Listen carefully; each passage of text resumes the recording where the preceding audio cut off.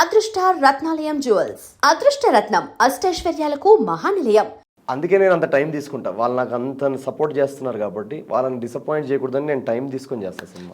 Yes ఒక్కొక్క film బయటకు రావడానికి 2 years పడుతుంది యా కదా. కరెక్ట్. మరి అంత గ్యాప్ తీసుకుని ఒక గ్యారంటీడ్ గ్యాప్ చాలాసార్లు ఏంటంటే ఈ గ్యాప్ నా కంట్రోల్లో ఉండదు. ఈ గ్యాప్ నేను ఎందుకంటే ఇప్పుడు జాతిరత్నాలు అనేది రిలీజ్ అయ్యి March 2020 రిలీజ్ అయ్యే టైంకి పాండమిక్ అనౌన్స్ అయ్యి 1.5 years సినిమా ఆగిపోయింది. అవును, ఆ గ్యాప్ అందుకే వచ్చింది అక్కడ.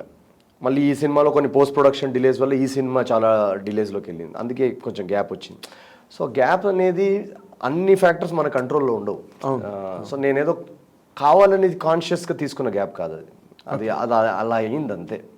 బట్ డెఫినెట్గా ఒక ఆడియన్స్కి ఎక్సలెంట్ క్వాలిటీ ఫిల్మ్ ఇవ్వాలనే ఇంటెన్షన్తో ఆ ప్రాసెస్లో మాత్రం నేను టైం తీసుకుంటాను. కథ వెతకడం దగ్గర నుంచి కంటెంట్ సర్చ్, దెన్ దాని తర్వాత ఆ కంటెంట్ రైటింగ్ ఇంకా ఎలా బెటర్గా చేయొచ్చు, ఇంప్రూవైజేషన్ ఎగ్జిక్యూషన్ ఎలా చేయొచ్చు, దాన్ని writing wise screen play wise దాని ఎగ్జిక్యూషన్ ఎలా బెటర్గా చేయొచ్చు, ఈ మొత్తం ప్రాసెస్. ఎందుకంటే నేను గట్టిగా నమ్మేది లైఫ్లో ఏంటంటే రిజల్ట్ మన చేతిలో ఉండదు, అదే ప్రాసెస్ మన చేతిలో ఉంది. ప్రాసెస్ మంచి. సో ఆ ప్రాసెస్ అనేది మనం as much as possible perfection చేయాలి దాంట్లో అనేది నా ఫిలాసఫీ. అంటే ఓన్లీ సినిమా అనే కాదు, ఏదైనా లైఫ్లో ఎనీ టాస్క్, మనకి ఏ టాస్క్ ఇచ్చినా దాన్ని పర్ఫెక్ట్గా మన కేపబిలిటీస్కి ఉన్న పర్ఫెక్షన్ అచీవ్ చేసేసి పక్కనకి వెళ్ళిపోవాలి. ఎగ్జాక్ట్లీ. అంటే ఇప్పుడు నీ తాలూకు ఇన్వాల్వ్మెంట్ అంత బాగా వాళ్ళు రిసీవ్ చేసుకుంటున్నారా, లేకపోతే వేలు పెడుతున్నారా? లేదు, లక్కీలీ నాకు సోఫార్ అలాంటిది ఏం జరగలేదు. ఏజెంట్ కానీ, జాతిరత్నాల్లో అనుదీప్ కానీ, ఇప్పుడు మహేష్ కానీ, వీళ్ళందరిలో ఒక కామన్ మంచి క్వాలిటీ ఏంటంటే, ఫస్ట్ ఆఫ్ ఆల్ నాకు మహేష్ ఈ కథ చెప్పినప్పుడు బ్రిలియంట్ స్టోరీ ఆల్రెడీ. సో కథ పరంగా మేము ఇవాళ తీసిన సినిమా, మహేష్ చెప్పిన cinema as it is. But నేను అన్నట్టు నాకు ఎలా అయితే అనుదీప్తో, స్వరూప్తో ఒక జర్నీ ఉండిందో, అలా మహేష్తో కూడా ఒక జర్నీ ఉండింది, ఒక 2-3 months where we sat down and were like okay, ఇప్పుడు ఇది మనది సినిమా, దీనిలో హ్యూమర్ పరంగా ఇంకేం బెటర్గా చేయొచ్చు, కామెడీ పరంగా how can be better any scene, standup ఏదైనా ఇంకా బెటర్గా చేద్దామా, సీన్ ఏదైనా బెటర్ చేద్దాం అన్న ఒక హ్యాండ్ ఇన్ హ్యాండ్ ఒక జామింగ్ అంటారు కదా, ఆ ప్రాసెస్ జరిగింది. And which I really enjoyed. ఆ ప్రాసెస్ ఎందుకు జరిగిందంటే Mahesh has that quality to take inputs and ఆ కొలాబరేటివ్గా బెటర్ టుగెదర్ ఇది ఒక మంచి ఇంకా బెటర్గా చేద్దాం. తనకు కూడా నాకు ఆ క్వాలిటీ చాలా ఇష్టం డైరెక్టర్స్లో. ఇది మనం ఇంకా బెటర్గా చేద్దామని ఒక హంగర్ ఉంటుంది చూడండి, దట్ ఇన్విటేషనల్ హంగర్. అది నాకు చాలా ఇష్టం. ఏదో రాసేసాము ఇంకా అయిపోయింది ఇది బాగానే ఉంది అని కాకుండా, ఇంకా అది గడిగడికి అన్నిట్లోని వేలు పెడుతున్నాడు, పెద్దానికి సైజులు ఇస్తున్నాడు అని విసుక్కోవడం, అలాంటిది నాకు నెగటివ్ యాటిట్యూడ్ డెవలప్ చేసుకోవడం, అది ఇంకా నాకు అలాంటి ఎక్స్పీరియన్స్ ఎప్పుడు జరగలేదు. What I'm trying to tell you, అలాంటివి లేవు మహేష్ దగ్గర, లేదు అనుదీప్ దగ్గర కానీ అసలు లేదు. వీళ్ళంతా ఏంటంటే బ్రిలియంట్ డైరెక్టర్స్, బ్రిలియంట్ వాయిసెస్, వాళ్ళందరికీ ఒక యూనిక్ వాయిస్ ఉంది. ఈరోజు మహేష్కి కూడా ఇంత పేరు వస్తుందంటే దట్స్ బికాస్ తన సిగ్నేచర్ ఒకటి ఉంది ఈ సినిమాలో.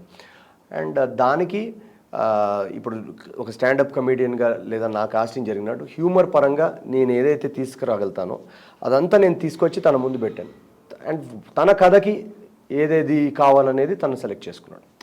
So that's why the film has come out so well. So what you call photo finish. Correct. So team work, film making అనేది ఒక టీమ్ వర్క్, అది వన్ మ్యాన్ గేమ్ కాదు. సో ఆ టీమ్ వర్క్ అనేది రైటింగ్ లెవెల్లో కావచ్చు, execution లెవెల్లో కావచ్చు, అందరూ యాజ్ ఎ టీమ్ పనిచేసి ఒక మంచి ప్రోడక్ట్ ఇవ్వాలి ఆడియన్స్. బట్ బేసికల్గా కథ దగ్గరే కదా అంత ఫైనలైజ్ అయిపోయింది, ఆన్ పేపరే. అవును, అంతా కూడా. కాబట్టి ఆ ప్రిలిమినరీ స్టేజ్ వర్కే చాలా ఇంపార్టెంట్. అవును కదా. అవును, మేమంతా అది ప్రాపర్గా ఫైనల్గా అందరూ హ్యాపీ అయ్యి ఒక డ్రాఫ్ట్ బౌండ్ స్క్రిప్ట్ వచ్చిన తర్వాతే సెట్కి వెళ్ళాం. సో నార్మల్గా ఇప్పుడు నువ్వు రైటర్ కూడా, ఏజెంట్ శ్రీనివాస్ ఆత్రేయకి టైటిల్ కూడా మేము ఎక్నాలెడ్జ్ చేసినట్టున్నారుగా, రైటర్ స్క్రీన్ ప్లే. సో ఇప్పుడు నార్మల్గా ఏమవుతుంది, నువ్వు శ్రీనివాస్ అక్కడి నుంచి ఏజెంట్ దగ్గర నుంచి తీసుకుంటే ఈరోజు ఈ 3 సినిమాలు, 6 ఏళ్లలో 3 సినిమాలు, ఈ జర్నీని ఒకసారి నువ్వు తలుచుకుంటే రీక్యాపిట్యులేట్ సింహావలోకనం చేసుకుంటే ఏమనిపిస్తుంది నీకు? చాలా నాకు యాక్చువల్గా బాక్స్ ఆఫీస్ సక్సెస్ కంటే ఆ జర్నీ ఎక్కువ గుర్తుంది. ఓకే. ఎందుకంటే ఆ జర్నీలో ఆ హార్డ్ వర్క్ ఉంటుంది, ఆ జర్నీలో మనకి పర్సనల్ మూమెంట్స్ చాలా ఉంటాయి, ట్రావెల్ ఉంటుంది డైరెక్టర్ తోటి.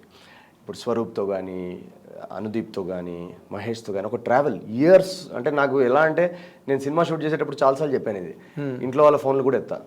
ఆ సినిమా ఒక సినిమా ఒప్పుకున్న తర్వాత అది రిలీజ్ అయ్యేదాకా ఆ పీరియడ్ ఏదైతే ఉంటుందో ఫంక్షన్స్కి వెళ్ళను, ఫ్రెండ్స్ని కలవను, ఇంట్లో వాళ్ళ ఫోన్లు ఎత్తను. అసలు complete only person that I talk to is my director and my writers. అంతే. సో వాళ్ళతో నాకు ఒక పర్సనల్ బాండ్ ఏర్పడుతుంది, ఎందుకంటే అంత టైం స్పెండ్ చేస్తాను కదా వాళ్ళతోటి. సో నా ఫోన్లో డైల్ లిస్ట్లో చూస్తే కనుక అన్ని మహేషే కనిపిస్తాయి మీకు లాస్ట్ 2 years నుంచి. సో మెసేజెస్ కూడా అన్నీ ఉంటాయి, వాట్సాప్ కాన్వర్జేషన్స్ ఏది చూసినా మీరు ఓన్లీ మహేష్ ఉంటుంది. దాని ముందు జాతరత్నాల టైంలో మీరు నన్ను కాంటాక్ట్ చేసిన ఫోన్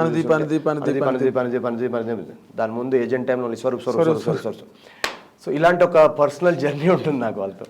సో మా ఇంట్లో వాళ్ళు అందుకే ఈ డైరెక్టర్ పేరు వినగానే వాళ్ళు ఇంకా అయిపోయి ఇంకా నెక్స్ట్ 2 years ఈ ఓన్లీ ఇది ఒకటే, ఇంకా వేరే పేరు ఉండదు వీడి లైఫ్లో అని. సో అంత నేను ఎంజాయ్ చేస్తాను ఆ ప్రాసెస్. ఆ ఫిల్మ్ యాక్సెప్ట్ చేసిన దగ్గర నుండి దాని execution final morning Prasad show దాకా ఆ జర్నీ ఉంటుంది. ఓకే. నాకు ఇప్పుడు గుర్తున్నది కూడా ఆ జర్నీయే. నాకు ఆ ప్రాసెస్ అనేది ఇట్స్ లైక్ ఒక పూజ, ఒక తపస్సు లాంటిది నాకు అది. More than that. సో నేను అది ఏ డబ్బులు ఏది కూడా ఆ ప్రాసెస్ని రీప్లేస్ చేయలేదు.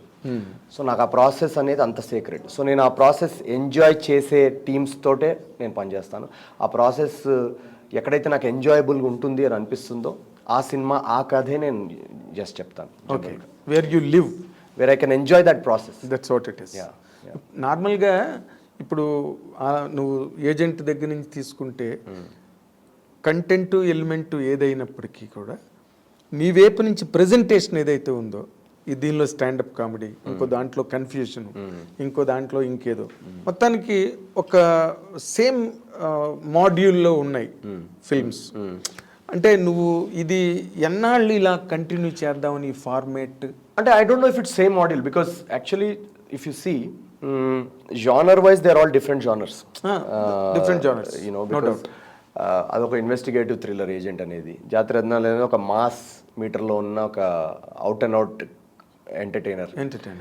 ఇది అసలు కంప్లీట్లీ అర్బన్ స్పేస్లో ఉన్న ఒక ఇమోషనల్ కమెడిక్ డ్రామా ఇది. సో జానర్ వైజ్ యాక్చువల్గా మూడు different and roles wise also I feel all 3 are different. Humour angle ఉండడం అనేది common, but otherwise dramatic beat points కానీ, క్యారెక్టర్ ఆర్క్స్ కానీ, క్యారెక్టర్ బిహేవియర్స్ కానీ అవన్నీ డిఫరెంట్ అంటే 100% there is no. అందుకే ఈరోజు ఆడియన్స్ అరే వీడు ఏ క్యారెక్టర్ అన్నా చేయగలుగుతాడనే పేరు వచ్చిందంటే, నువ్వు ఇందాక మొదట్లో కూడా మాట అన్నావు, ఇది నేను ఏ క్యారెక్టర్ అయినా నేను చేయగలను అన్న కాన్ఫిడెన్స్ వచ్చింది ఈ సినిమాతో. అవును అదే ఇందాక నేను స్టార్టింగ్లో అన్నావు. సో ఆ వర్సటైలిటీ రావడానికి కారణం is because the 3 characters are also different from each other. ఇప్పుడు ఏజెంట్ సాయి కానీ, జోగిపేట్ శ్రీకాంత్కి ఏజెంట్ సాయికి కనెక్షన్ లేదు. ఎక్స్ట్రీమ్లీ హ్యూమర్ యాంగిల్ అన్నది కామన్ అంతే తప్ప జానర్స్ వేరు, క్యారెక్టర్ ఆర్క్స్ వేరు, క్యారెక్టర్ కావాల్సిన performance. But what you really serve the audience is humour. Through humour is one of the tools. Through humour. అది ఎందుకంటే నాకు రాజు హిరాని గారి స్టైల్ ఆఫ్ ఫిల్మ్ మేకింగ్ చాలా ఇష్టం. ఓకే. సో ఆయన నేను చాలా ఐడలైజ్ చేస్తాను, ఎందుకంటే ఆయన ఏ కథ చెప్పినా ఈ హ్యూమర్ అనేది కామన్. ఓకే. మీరు ఆయన ఏ సినిమాని తీసుకోండి, లగేరో మున్నాబాయ్, 3 Idiots, పీకే, అన్నిట్లో హ్యూమర్ ఉంది. అవును. సో మీరు రాజు రాణి గారిని కూడా ఈ క్వశ్చన్ అడగాలి, సేమ్ మాడ్యూలా అని. ఎందుకంటే అది కొంతమందికి ఆ కథ చెప్పే విధానంలో ఆ హ్యూమర్ అనేది ఎక్సైట్ అవుతారు. సో నేను వన్ ఆఫ్ దోస్ పీపుల్. నాకు ఎందుకంటే సేమ్ పాయింట్ని నేను సీరియస్గా కూడా చెప్పచ్చు, బట్ అలాంటి కథలు నాకు పెద్ద కనెక్ట్ అవ్వవు. ఆడియన్స్కి ఏంటంటే టికెట్కి ఒక పైసా వసూలైందిరా అన్న ఫీలింగ్ రావాలి, అట్ ద సేమ్ టైం మనం చెప్పిన కథ కూడా వాళ్ళు రిసీవ్ చేసుకోగలగాలి. దానికి హ్యూమర్ అనేది ఒక గ్రేట్ టూల్ అని నేను నమ్ముతాను. There is no doubt. So అందుకే ఆ హ్యూమర్ అనేది కామన్ ఎలిమెంట్ కనిపిస్తుంది. బట్ అలా సినిమావే తీసుకుంటే కనుక నువ్వు ఫస్ట్ హాఫ్ అంతా నువ్వు పండించిన హ్యూమర్ ఏదైతే ఉందో అది లైఫ్ ఈ సినిమాకి. Nobody else can do that. Thank you sir. Nobody else. నువ్వు కాకపోతే first half dead. And finally cinema is dead. నువ్వు you have enlivened the film through your histrionics, qualitative histrionics. That is for sure. Any critic should accept this, and that what has been exactly written in all the websites of the film's release. No, definitely మా team అందరూ effort అది. Of course. But you are the spearhead. Yeah. You stewarded it. Yeah. వాళ్ళ తాలూకా కష్టాన్ని, వాళ్ళ తాలూకా క్రియేటివిటీని అంతటిని నువ్వు వడ్డించావు Right. నీ క్యారెక్టర్ ద్వారా. Right. అది that's what I meant real. ఉన్నారు వాళ్ళందరూ ఉన్నారు వెనకట్ల. Every tea boy is also an important component. But coming to the present context, ఇప్పుడు నువ్వు ఇందాక ఎలాగైతే you have developed a kind of confidence in yourself that you can manage to handle any kind of a character after. I try to. What will be the best next for you to really handle or pick up? నాకు చాలా genres చాలా ఇంకా నేను explore చేయనివి ఉన్నాయి. So next ఫిల్మ్స్లో అలాంటివి చేయాలని నాకు fantasy genre చాలా ఇష్టం, మైథాలజీ చాలా ఇష్టం, సైన్స్ ఫిక్షన్ చాలా ఇష్టం, యాక్షన్ కామెడీ చాలా ఇష్టం, యాక్షన్ థ్రిల్లర్స్ చాలా ఇష్టం. సో ఇలా చాలా జానర్స్ ఉన్నాయి నాకు నచ్చినవి. సో అలాంటివి ఎక్స్ప్లోర్ చేద్దామని ఇప్పుడు నెక్స్ట్ వచ్చే సినిమాల్లో. ఎందుకంటే వీళ్ళు చూపించిన సపోర్ట్కి నాకు ఆ ధైర్యం వచ్చింది. ఇప్పుడు డిఫరెంట్ జానర్స్, ఆడియన్స్ సో ఆ డిఫరెంట్ జానర్స్ ట్రై చేసి యాజ్ లాంగ్ యాజ్ వాళ్ళు బాక్స్ ఆఫీస్ ఇస్తూ ఉంటే ఇంకా డిఫరెంట్ సబ్జెక్ట్స్, ఇంకా డిఫరెంట్ స్టోరీస్, ఎంటర్టైన్మెంట్ మిస్ అవ్వకుండా ఎంగేజింగ్గా ఉంటూ different characters, different genres try చేద్దామనే నా current state of mind. So డెఫినెట్గా నా తరఫు నుంచి ఎప్పుడు 200% ఎఫర్ట్. అది బాక్స్ ఆఫీస్ అనేది మన చేతిలో ఉండదు, అది ఎవరి చేతిలో లేదు నవీన్. అది ఎలాంటిదంటే అల్లావుద్దీన్ అద్భుతదీపం నడితే ఎవరికి దొరుకుతుందో తెలియదు. బట్ హోప్ఫుల్లీ వాళ్ళు అలానే సపోర్ట్ చేస్తారని ఆశిస్తున్నా. కొత్త కథల్ని వెతకడానికే ట్రై చేస్తున్నా. ఓకే. అంటే ఇప్పుడు అంత నేను 2 పాయింట్లు ఉన్నాయి ఇందులో. జనరల్గా ఈ కమర్షియల్ వరల్డ్లో, కమర్షియల్ టర్మ్స్లో ఆడియన్స్ ఒక్కొక్క టైంలో ఫ్యామిలీ డ్రామాస్ ఎక్కువ రిసీవ్ చేసుకుంటారు, ఒక్కొక్క టైంలో యాక్షన్ థ్రిల్లర్స్ రిసీవ్ చేసుకుంటారు, ఒక్కొక్క టైంలో ఒక్కొక్క జానర్ నడుస్తూ ఉంటుంది మార్కెట్లో. అది నువ్వు ఫాలో అవుతావా ఒక పారాడైమ్గా, లేకపోతే you come out with your own signature, నేను ఇది చేస్తా ఎగ్నెస్ట్ ద బీట్? నేను అది ఫాలో అవ్వను. నేను నాకు గట్టుని ఫాలో అవుతా. నాకు ఏ కథ నచ్చుతుందో అది చేస్తా అంతే. అంతేగాని థ్రిల్లర్స్ ఆడుతున్నాయి కదా అని థ్రిల్లర్స్ చేసేయడం, లవ్ స్టోరీలు ఆడుతున్నాయి కదా అని లవ్ స్టోరీలు చేసి. నేను యాక్చువల్లీ రివర్స్ గేర్. నువ్వు డిటెక్టివ్ సినిమాలు ఆడట్లే ఉంటే డిటెక్టివ్ చేస్తా. నాకు రివర్స్. రియలీ నువ్వు డిటెక్టివ్ ఏజెంట్ చేసినప్పుడు, శ్రీనివాస చేసినప్పుడే అప్పటికి అది లేదు. కొత్తగా ఉంది. స్టాండప్ సినిమాలు ఆడట్లేవని అన్నారు, స్టాండప్ చేస్తా. సో నేను నా ఫార్ములా రివర్స్. ఇప్పుడైతే what audience can really expect from you, because thrillers నడుస్తున్నాయి మార్కెట్ అంతా, టాప్ టు టో. అందరూ ఫోన్ చేసి థ్రిల్లర్ ఏదైనా ఉంటే చూడు ఒకసారి. థ్రిల్లర్లో నాకు ఇప్పుడు యాక్చువల్గా నా one of my passion projects ఏంటంటే ఒక ఏజెంట్ స్థాయికి ఒక మంచి సీక్వెల్. సో దాన్నే థ్రిల్లర్ ప్లస్ కామెడీ ఫార్మాట్లో దానికి ఎందుకంటే ఆ సినిమాకి ఎంత పేరు, ప్రేమ, అభిమానం వచ్చిందంటే అసలు దట్ మేడ్ యూ కదా. సో ఫ్యాన్స్ నుంచి ఒక రిక్వెస్ట్, చాలా ప్రెషర్ ఉందా ఏజెంట్ సాయి అనేది నెక్స్ట్ కేసు ఏంటి అని. సో మేము కూడా వెతుకుతున్నాం ఆ నెక్స్ట్ కేసు. కొంచెం ఏజెంట్ సాయి ఫస్ట్ పార్టర్ వచ్చిన తర్వాత క్రైమ్ తగ్గిపోయింది, అందుకే మాకు క్రైమ్ కేసులు దొరకట్లేవు. సో డెఫినెట్గా అది one of my dream projects. అదే అప్పుడు డిటెక్టివ్స్ ఎక్కువ పెరిగారు, ఇప్పుడు స్టాండప్ కమెడియన్స్ పెరిగేటట్టుగా. హోప్ఫుల్లీ స్టాండప్కి డెఫినెట్గా ఒక సపోర్ట్ అనేది ఈ సినిమా అయితే నేను చాలా హ్యాపీ. ఎందుకంటే తెలుగులో స్టాండప్ బ్లో అప్ అవ్వాలని నా one of my things. Exactly. అది తెలుగు ఎలా అయితే ఇప్పుడు Hindi comedians, Tamil comedians shows చేస్తున్నారో, తెలుగు కమెడియన్స్ కూడా ఆడిటోరియంలో నింపాలి, వాళ్ళందరూ షోస్ కూడా ఫుల్ అయితే I will be very very happy. And your struggle will find a meaning to become an actor. Yes. Really, ఎందుకంటే ఆడియన్స్ కూడా నీలాంటి కెరీర్స్లో సక్సెస్ని వాళ్ళు కూడా ఎక్కువ ఎంజాయ్ చేస్తారు. For example first and foremost megastar Chiranjeevi గారు, నెక్స్ట్ రవితేజ, నాని, అండ్ నందిలెస్ నవీన్ పోల్శెట్టి. నాకు మీరు ఈ పేర్లు చెప్తుంటే యాక్చువల్గా కోయిన్సిడెంటలీ మెగాస్టార్ చిరంజీవి గారు అండ్ రవితేజ గారు ఇద్దరు సినిమాని చూసి సపోర్ట్ చేశారు. మాకు ఫస్ట్ ఆడియన్స్ రివ్యూ ఇచ్చింది చిరంజీవి గారు. సో నేను నా జర్నీ ఆయన జర్నీతో ఒక రిఫ్లెక్ట్ చేసుకుంటాను, అంటే నాకు ఇన్స్పిరేషన్గా తీసుకుంటాను ఆయన జర్నీ. ఎందుకంటే ఆయన ఒక రోడ్ మ్యాప్ వేశారు. ఎందుకంటే ఆయన ఆ రోడ్ మ్యాప్ వేయకపోయి ఉంటే ఆ ధైర్యం వచ్చేది కదా, that you can come from anywhere and still become top actor అనేది ఒక పాత్ వేశారు ఆయన. Yes set the example. Yes. So ఆ ధైర్యం వేశారు కాబట్టి నేను ఇన్స్పిరేషన్గా తీసుకుంటాను. నాలాంటి చాలామంది వచ్చి స్ట్రగుల్ అయ్యి చేయగలమనే ఒక బిలీఫ్. ఎస్. నేను ఆయనకు అదే చెప్పాను ఆ రోజు కలిసిన రోజు. అండ్ తను కలిసిన తర్వాత ఆయన 2 hours మాట్లాడారు మా సినిమా గురించి. 2 hours మెగాస్టార్ గారు టైం. నేను ఫస్ట్ టైం ఆయన కలవడం. అంతకుముందు ఎప్పుడు కలవలేదా? ఎప్పుడు కలవలేదు. సో 2 hours టైం ఇస్తారంటే మీరు నమ్ముతారా అసలు? నేను అండ్ ఆయన పర్ఫార్మెన్స్ గురించి ఎంత బాగా చేసావు, అద్దరగొట్టేసావు, this is going to be a smash hit for sure, ఇవన్నీ చెప్తుంటే నాకు షివరింగ్.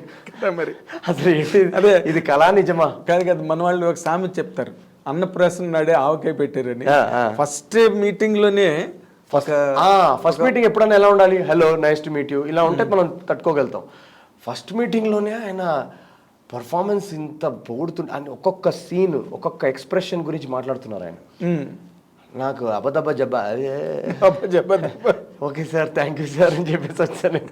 దాని తర్వాత రవితేజ గారు, అసలు రవితేజ గారిని నేను సినిమాకి ముందే కలవడం జరిగిందనమాట. ఆయన కూడా ఎక్స్ట్రీమ్. నేను నవీన్ నీ వర్క్ చూస్తున్నాను, ఫ్యాంటాస్టిక్ పర్ఫార్మెన్సెస్. అండ్ మొన్న ట్విట్టర్లో ట్వీట్ కూడా పెట్టాను, Naveen Polishetty comes up with another breakthrough performance అనగానే నేను ఆ ట్వీట్ ఒక 10 సార్లు చదివాను ఆ రోజు. రాత్రి నిద్రపోకుండా అదే చదువుతా ఉన్నారు, రవితేజ గారు పెట్టారా ఇది.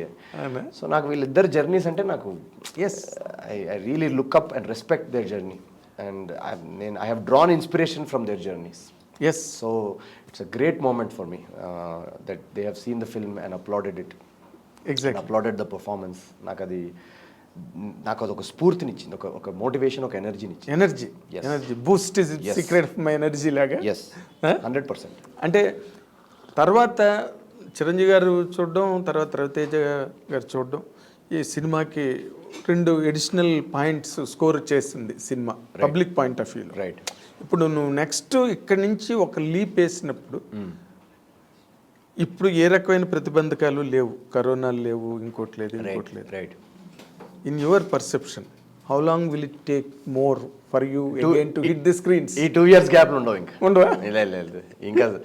అంటే మన కంట్రోల్ లేని ఏదన్నా అబ్స్టకల్స్ వస్తే మనం ఏం చెప్పలేం, కానీ అంటువర్డ్గా ఏమైనా జరిగితే, ఇప్పుడు కొన్ని చెప్పాను కదా, అన్ని ఫ్యాక్టర్స్ యాక్టర్ చేతిలో ఉంటుంది. సో చాలా లిమిటెడ్. ఒక ఫిల్మ్ అనేది 24 డిపార్ట్మెంట్స్ పనిచేస్తూ ఎగ్జిక్యూట్ చేస్తున్నారు. సో ఏ ఫ్యాక్టర్లో ఏ డిపార్ట్మెంట్లో ఎక్కడ డిలే వస్తుందో మన చేతిలో చెప్పలేం.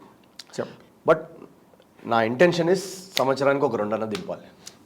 That is the paradigm that Chiranjeevi, megastar Chiranjeevi garu has always followed. ఆయన 2 సినిమాలు రిలీజ్ అయ్యేవి, 3వ సినిమా ముహూర్తం జరిగేది. That was the custom. Correct. ప్రొడ్యూసర్లు నేను డెఫినెట్గా మా ఫ్యాన్స్కి ఎక్కువ దూరంగా ఉండడం నాకెందుకు ఇష్టం ఉంటుంది, వాళ్ళని తొందరగా వచ్చి అలరించాలనే నాకు కూడా ఉంటుంది. బట్ కరెక్ట్ స్క్రిప్ట్ తోటి, కరెక్ట్ ఫిల్మ్ తోటి రావాలి. అది ఎస్. ఇప్పుడు జాతిరత్నాలు వచ్చిన తర్వాత ఈ యంగ్స్టర్స్ కుర్రాళ్ళు కథలు చెప్పడానికి, ఇప్పుడు నీలాగా నువ్వు ఎలాగైతే స్ట్రగుల్ అయ్యావో అలాగ అందరూ కథలు చెప్పడానికి తిరుగుతుంటే, నేను 2-3 ఆఫీసుల్లో చాలా ప్రామినెంట్గా విన్నా, జాతిరత్నాలు లాంటి స్క్రిప్ట్ ఏదైనా ఉంటే పట్టుకురావచ్చు కదా ఏదైనా అని అడగడం. They are not taking care of the voice new creation.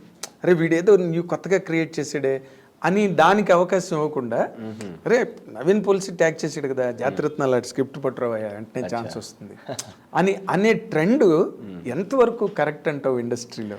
ఏమో, అంటే వాళ్ళ ఎవరి ఒపీనియన్ వాళ్ళదండి. సో ఎవరు ఎలాంటి సినిమా తీస్తారనేది నేను చెప్పలేను.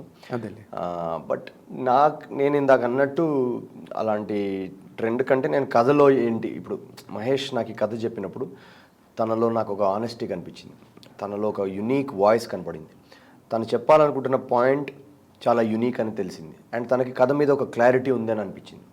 సో అలాంటి కథ ముందు వచ్చిందా లేదా, అండ్ అలాంటి కథ చాలా రోజుల నుంచి రాలేదని కూడా అనిపించింది నాకు. సో దీనిలో రిస్క్ ఫ్యాక్టర్స్ చాలా ఉన్నాయి ఈ కథలో. అసలు అలా ఈ పాయింటే రాలేదు ఎప్పుడు. Complete risk, taboo. Correct. Taboo rather బూతు. సో ఈ ట్రెండ్ నా 3 సినిమాలు యాక్చువల్గా రిస్క్ ఫ్యాక్టర్సే. సో ఈ ట్రెండ్ అనేది నాకు పెద్ద తెలియదు, కానీ నాకు నచ్చిన సినిమా నేను చేస్తాను. సో అది వాళ్ళు ఆదరిస్తున్నారు అనేది నా అదృష్టం. ఓకే. అంటే ఇప్పుడు వరకు నువ్వు చెప్పిన దానిలో అంతా ఎంతసేపు కెరీరు, కమోషను, స్ట్రగులు, తిట్లు, చివాట్లు ఇంటి దగ్గర, ప్రెజర్స్, ఇవే నువ్వు ఇంతవరకు నీ నోట్లోంచి ఇంకొక మాట రాలేదు. ఏదైనా ఎక్కడైనా ఒక లవ్ అని, ఒక రొమాన్స్ అని, లేదా ఎక్కడైనా ఒక గర్ల్ ఫ్రెండ్ ఉందండి. నాకు లవ్ ఉంది కదా. ఉందా? I love cinema. So cinema is I sleep with my dreams. Okay. And I love cinema. Okay. So నాకు బాంబే స్ట్రగుల్లో నాకు అర్థమైంది ఏంటంటే ఇది ఒక ఇంపాసిబుల్ డ్రీమ్ నాకు. ఈ మిషన్ ఇంపాసిబుల్. ఈ మిషన్ ఇంపాసిబుల్ని అచీవ్ చేయాలంటే చాలా డిస్ట్రాక్షన్స్ లైఫ్లో ఏదైతే ఉంటాయో అన్నీ తీసేసేయాలి. So it requires lot of sacrifices. భీష్ముడు అంతే. ఓన్లీ ఫోకస్ ఇస్ యువ భీష్ముడు. అర్జునుడు స్టోరీ మీరు వినే ఉంటారు. పక్షి కన్ను కనిపించింది. ఏం కనిపించిందంటే పక్షి కన్ను కనిపించిందండి. అది అలా ఆ పక్షి కన్ను నాకు సినిమా. ఓకే. నాకు ఇంకా వేరే ఏది కనబడదు. ఓకే. నీకేది కనబడదు, నువ్వు చాలా మందికి కనబడతావు కదా. అయి ఉండొచ్చు.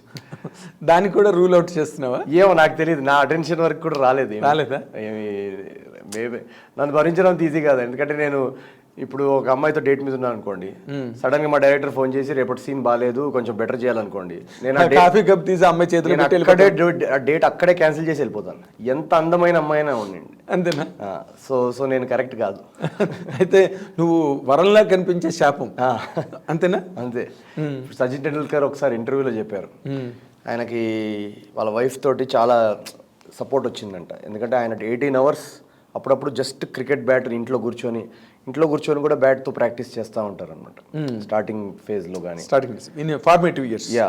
సో ఇప్పుడు ఏఆర్ రెహమాన్ గారు ఉన్నారు, ఆయన every time he's in that zone of music. So అలా నాకు యాక్టింగ్, సినిమా, స్టోరీ టెల్లింగ్ అనేది నాకు ఒక జోన్. అది నేను మరి సరే అతను బ్యాట్ పట్టుకుని అలా తిప్పాడు, ఓకే, అదంతా పెళ్ళి అయ్యాక. లేదండి, సచిన్ టెండూల్కర్ గారు ఎప్పుడు 6 years నుంచే కదా హీస్. Of course. సో అది ఎలా ఉంటుందంటే అది ఒక రియాజ్ లాంటిది. Every day you wake up you do that, right? అలానే నాకు ఇది ఒక రియాజ్ లాంటిది. Every day of my life ఇదే జరుగుతుంది నా లైఫ్లో. When I'm not shooting maybe కొంచెం ట్రావెల్ చేయడం, నాన్ సినిమా రిలేటెడ్ థింగ్స్ జరుగుతాయి. బట్ ఓన్లీ ఒక సినిమా అయిపోయిన తర్వాత, సినిమా ఎస్ చెప్పిన తర్వాత మాత్రం నథింగ్, జీరో. అంటే ఇప్పుడు మామూలుగా ఫ్యామిలీ పేరెంట్స్ విషయంలో కూడా 2 phases ఉంటాయి. సెటిల్ అయ్యే వరకు ఒక ఏడుపు ఉంటుంది, సెటిల్ అయిన తర్వాత ఇంకొక ఏడుపు ఉంటుంది. డెఫినెట్గా ఏడుపు స్టార్ట్ అవ్వలేదా? నడుస్తూ ఉంటుందండి. ఏంటని? ఎప్పుడు మ్యారేజ్ ఎప్పుడు, ఇది ఎప్పుడు, అది ఎప్పుడు అని. అది సెపరేట్ ట్రాక్. కానీ ఆ ట్రాక్ నేను ఎలా సెట్ చేశానంటే, ఇప్పుడు ఆ ట్రాక్ కంటే వాళ్ళు ఇప్పుడు ఈ సక్సెస్ తో హ్యాపీగా ఉన్నారు కదా, అక్కడ వరకు ఆపేవాళ్ళని. సో ఆ ట్రాక్ రాదు, ముందుకు రాదు. ఏమండి చూడండి, మిమ్మల్ని చేస్తున్నాడు మీ నవీన్. అది బ్యాక్గ్రౌండ్ లో నడుస్తూ ఉంటుంది ట్రాక్. అది అంత ఫోర్గ్రౌండ్ లో ఇప్పుడు అంతా ఈ సక్సెస్ ఎంజాయ్ చేయడం ఆ జోన్ లో ఉన్నారు. ఓకే. సో వాళ్ళ మైండ్కి అది ఇచ్చేసాను ఇప్పుడు. ఓకే. మన చుట్టాలు ఇన్నాళ్ళు ఎవరైతే ఏంటండి మీ అబ్బాయి అన్నవాళ్ళే, వాళ్ళు ఏమండి మంచి సంబంధం ఉందండి ఉంటుంది, వస్తూ ఉంటుంది. వస్తున్నాయా? అదే వాళ్ళకు కూడా ఈ కాఫీ డేట్ స్టోరీ చెప్తాను నేను. ఇలా ఒక సిచ్యువేషన్ ఉందండి, మీ అమ్మాయిని చేసుకున్నాను, డైరెక్టర్ ఫోన్ చేశాడు, రేపటి సీన్ది రైటింగ్ ఏదో ఉంది, ఏదో రిహర్సల్కి వెళ్ళాలి, మీ అమ్మాయి మనసు బాధపడుతుంది, మరి మీరు ఆలోచించుకో, వాళ్ళే తిరిగి వెళ్ళిపోతారు. అంతేనా? ఇప్పుడు నువ్వు NIT భూపాల్లో చదివినప్పుడు కూడా ఇదే పరిస్థితి? నాకు అసలు ఎప్పుడన్నా ఇదే. ఓకే. నాకు అంటే నేను చెప్పలేను, అది ఇన్సెపరబుల్ అంతే ఫ్రమ్ యూ. అంతే. అంతేనా? It's part of who I am. నా పర్పస్, ప్రతి మనిషికి ఒక పర్పస్ ఉంటుంది కదా లైఫ్లో. నా పర్పస్ ఆఫ్ ద లైఫ్ నాకు చిన్నప్పుడు వచ్చిన క్లారిటీ ఏంటంటే, I have to entertain people. వాళ్ళని సినిమా అనే మాధ్యమం కావచ్చు, స్టేజ్ ప్లేస్ అవ్వచ్చు, యూట్యూబ్ వీడియో అవ్వచ్చు, ఒక యాక్ట్ చేయాలి, ఏదైనా కథలో భాగంగా వాళ్ళని డిస్ట్రాక్ట్ చేసి, వాళ్ళని ఎంటర్టైన్ చేసి, వాళ్ళ లైఫ్లో ఏదైతే బాధ ఉంటుందో ఆ 2 hours మాయం చేసేసేయాలి. Okay, that's it. అది 2 minutes అవ్వచ్చు, 2 hours అవ్వచ్చు. నేను చాలా ప్రమోషన్స్కి వెళ్తాను కదా, ఆ 5 minutes ఏదో ఈవెంట్ పెడతారు, నేను 30-40 minutes ఉండొచ్చు వస్తాను. ఎందుకంటే నాకు ఆ 5 minutes సరిపోదు. ఆ 30-40 minutesలో ప్రతి ఒక్కరిని ఎంటర్టైన్ చేసి వెళ్ళాలి. ప్రతి ఒక్కరిని ఏదో ఒక వాళ్ళకు ఒక 30 minutesలో వాళ్ళకి ఆ రోజు బా ఇవాళ నవీన్ కలిశాడు, ఇవాళ హ్యాపీగా ఉన్నాము, ఇవాళ అసలు బాగా ఎంజాయ్ చేసాము అని వాళ్ళ ఇంటికి వెళ్తే నాకు సంతోషం. Oh that's my purpose. Okay. So అది దానికి వీళ్ళు ఎప్పటి వరకు అయితే నాకు ఛాన్స్ ఇస్తారో అప్పటి వరకు I will do it. Audience మళ్ళీ ఆడియన్స్ అంతే. అంటే ఎక్కడో ఒక్కడ లైఫ్ అన్నది ఎంతటి వీరుడికైనా ఏదో దానవీర సూరకర్ణలో దుర్యోధనుడికి భానుమతికి పాటలు ఉంటుంది, ఎంతటి మనగాడైనా ఎప్పుడో ఏకాంతంలో అని మగువు కోసం రావాల్సినది ఉంటుంది అని దుర్యోధనుడిని ఉద్దేశించి భానుమతి గారు పాడే చరణం నారాయణ రెడ్డి గారు రాసిన పాట. అలాగా నువ్వు ఎంత విలుకాడివైనా, ఎంత మనగాడివైనా, ఎంత తెరగాడివైనా, ఎంత అయినప్పటికీ కూడా ఎక్కడో ఒక సొలేస్ పాయింట్ అన్నది where do you really find? అంటే I do live my life outside of this world. అంటే ఇప్పుడు మీరు అంటుంది ఎప్పుడైతే ఒక సినిమా బాధ్యత నాది అయిపోతుందో, ఆ మిగతా మీరు ఇప్పుడు ఫర్ ఎగ్జాంపుల్ జాతిరత్నాల తర్వాత ఈ సినిమాలో నన్ను కలుస్తున్నారు కదా, ఈ మధ్య పీరియడ్లో మీరు నన్ను సోషల్ మీడియాలో కానీ ఇంటర్వ్యూస్లో కానీ ఎక్కడ కనపడి నేను ఎక్కడ లేదు. సేమ్ ఏజెంట్ తర్వాత మళ్ళీ జాతిరత్నాలు వచ్చేదాకా మధ్యలో ఆ 2 years పీరియడ్లో నేను ఎక్కడ కనపడను. That's where I find my solace. ఆ గ్యాప్ పీరియడ్ ఉంటుంది కదా, ఎగ్జైల్ ప్రాజెక్ట్ మధ్యలో ఒక ఎగ్జైల్ మోడ్, ఒక ఇన్కాగ్నిటో, ఒక హైబర్నేషన్ మోడ్ ఉంటుంది.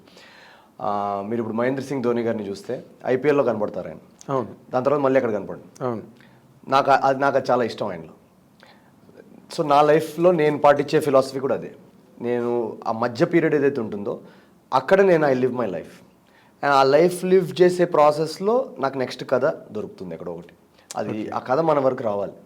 మనం వెతుకుతాం but every story will find its actors, will find its destination. So అలా చాలా నేను ఆ సాలెస్ పీరియడ్ అనేది ఆ మధ్యలో ఉంటుంది. అందుకే నేను ఆ మధ్య పీరియడ్లో మళ్ళీ నేను మీకు ఎక్కడ కనపడను. అవును. And for more videos, please subscribe to iDream. Please subscribe to iDream. Please subscribe iDream. And please subscribe to iDream. For more videos, subscribe to iDream. Please like, share and subscribe to the channel. Congratulations, iDream. Subscribe to iDream. Subscribe to iDream. So subscribe to iDream Media. iDream ki iDream team andarki huge congratulations. Please subscribe iDream Media. Please subscribe to iDream. Subscribe iDream. Please subscribe to iDream. iDream అంటే నా కళల channel subscribe చేసుకున్న నోరు తిరుగుతలేదు, మీరైతే గంట గుర్తు కొట్టండి. For more such videos, please subscribe to iDream. Subscribe to iDream. Please subscribe to iDream. Please subscribe iDream Media. Please do subscribe to iDream. Please subscribe to iDream Media. For best entertainment and information, please subscribe iDream. And don't forget to subscribe to iDream.